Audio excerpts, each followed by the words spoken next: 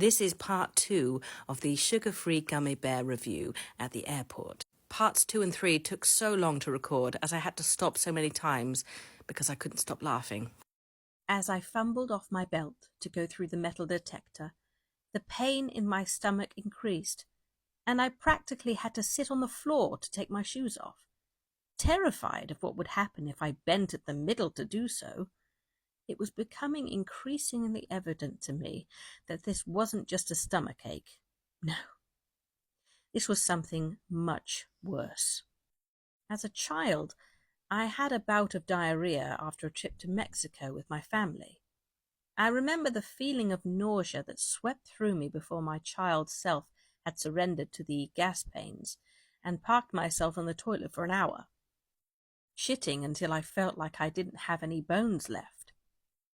That was how I was feeling now, with several key differences.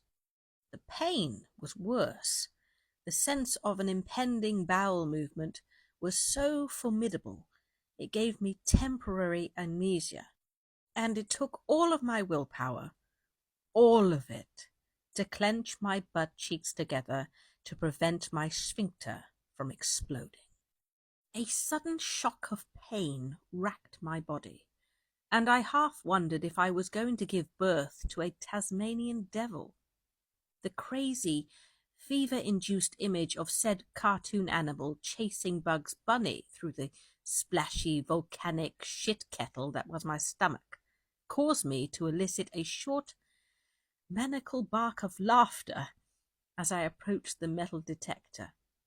A wild, distant look in my eyes, sweat now beginning to pour off me like a long-distance runner in Kenya. The security agent on the other side of the detector shot a quick glance over to her co-worker, who narrowed his eyes and made a subtle movement towards his holster. My breathing became uneven as I entered the metal detector, and I realized with alarm that I had taken off my socks without even registering it, and one of my shirt tails was untucked at the front. I held my breath, my eyes bulging dangerously from my head as the machine scanned me. As I shakily moved forward towards the agent for a pat-down, my stomach began to elicit sounds that can only be described as otherworldly. It started off a sort of bubbling sound heard from afar, and grew in pitch and intensity at an alarming rate. My jaw dropped in shock as what I can only describe as the sound of an agonized, wailing alley cat in heat with a persistent Doppler effect added to its voice emitted from some nether region of my intestines. The officer's eyes widened in alarm, and she kept her eyes glued to my stomach as she thoroughly patted me down. As she reached my shins, I felt my innards suddenly expand and plummet towards my rectum. With cat-like reflexes, I squeezed my sphincter shut with what seemed like nanoseconds to spare.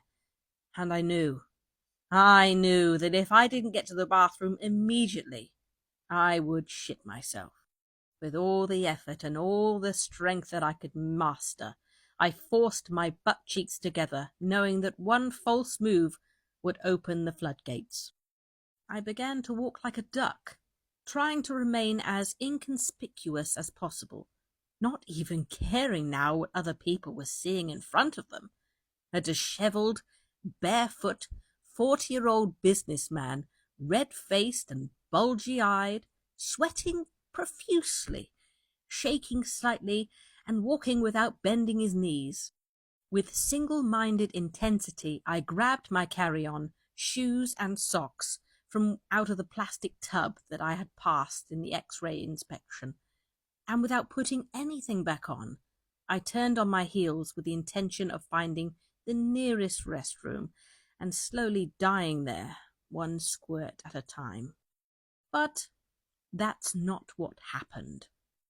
I turned to go and found myself staring at 3 armed agents who stopped me and asked me if I would follow them. "Why? What's the matter?" I stammered, wincingly slightly at the act of speech, seemed to strain the tenuous and extremely fragile truce I had negotiated between my bowels and the tempest that raged within. "I have to go to the bathroom right now," I pleaded. "Just follow us, please," they said, leaving no room for argument.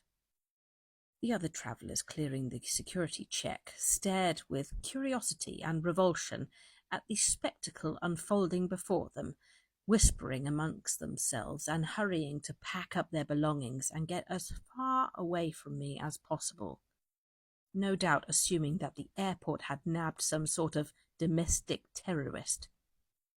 If I hadn't been feverishly trying to hold back the eruption of Mount Vesuvius, I likely would have died of shame. With each step I took towards the room that they ushered me into, I felt that my legs would give way. I marvelled at how strong the human will could be. I marvelled that what was essentially patching a hole in the Hoover Dam with bubble gum could actually be sustained indefinitely. Maybe I would make it through this ordeal after all. The room that they brought me into was an examination room. I had pretty much stopped registering details of my environment as my consciousness closed off all but the absolutely necessary functions: breathing, ability to walk. But I snapped back to reality when I heard the snap of rubber. The slow dawning of realization poked through my agony and resolve as I turned to face an agent donning rubber gloves. "Sir, we are going to perform a cavity search on you," a young, fresh-faced agent stated in a firm but emotionless voice. His short-cropped blonde hair was immaculate, and for a crazy moment I wondered if he was an actor, and this was all some sort of elaborate practical joke done to amuse bored kids watching YouTube. He must have taken my tortured silence for resistance, because he looked at me sharply and said, "Lower your pants and underwear, please, and face the desk." Panic started to grip me in its icy grasp, and the sudden adrenaline threatened to destroy my sphincter's bulwarks and rend my anus in two. I inhaled sharply, and with a pained gasp, I doubled up my efforts to clench my cheeks together. "Sir, please," I begged, deferring to this kid in an act of desperation. "I have to go to the bathroom.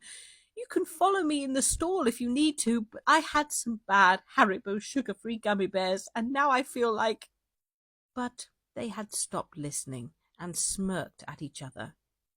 Two of the other agents, a tall, dark-haired female and a shorter, balding, fat man, looked away from me, and I could see them shaking a little as they stifled their laughs. "Sir, face the wall, put your hands on the desk, and spread your cheeks," the young agent stated, a lopsided grin on his face. "But—" I began to protest, but then a fresh shock of pain forced me to stop and lean on the table for support, as an ungodly howling rose from my stomach, something between the dying moans of a woolly mammoth and the sounds of bubble wrap popping underwear. I exhaled shakily, and my focus began to narrow as I rallied for the final battle. Shaking uncontrollably and sweat literally raining down onto the tabletop in front of me, I turned to face the wall and heard a meek, childlike voice pleading from somewhere in the room. "Please," it said, and then again, "Please." From somewhere within me, my mind recognized that this sound had issued from me, although my consciousness had now begun to separate from my body, and I held my breath and prayed to God for strength.